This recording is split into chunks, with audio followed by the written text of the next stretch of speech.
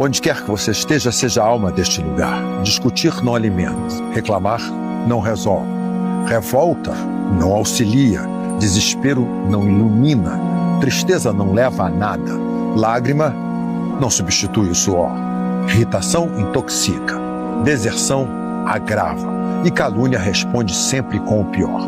Para todos os males só existe um medicamento de eficiência comprovada.